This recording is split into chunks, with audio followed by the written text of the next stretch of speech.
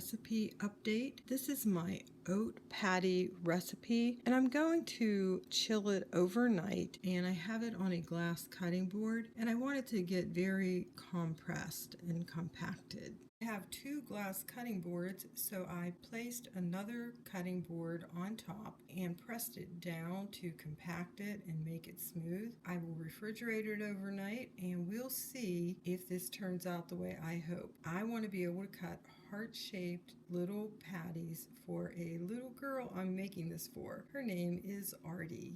Here's the update continued. This has been in the refrigerator overnight. Turn this cutting glass over, spatula, a little bit of water, and I'm going to see, does this work? Oh, it did. Look, it created a cute little heart. Oh, this is awesome. Now you may be wondering what I'm going to do with these leftover pieces. I'm just going to roll them into a ball because I like these as meatballs as well. Now you can't soak them in sauce, but you heat them and pour sauce over them, and they're great. So I'll make some of those.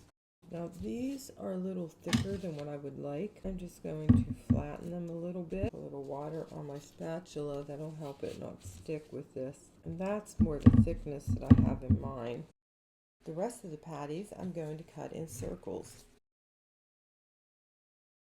Again, these are a little thicker than what I have in mind, so I'm going to flatten them a little bit. So come on over and watch me at the stove.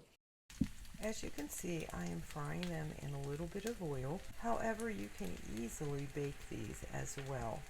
As you can see, they're getting a little bit brown and crispy. Now for the meatballs, I just pressed the mixture together, and I'm going to cut it into little squares, and that will help me portion out the sizes.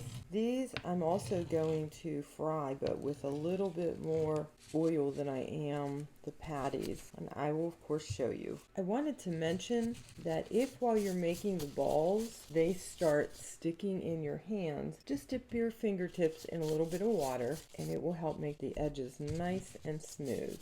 Here I am deep frying the meatballs. If you are not using these immediately, cool them on a wire rack, especially if you're going to freeze them.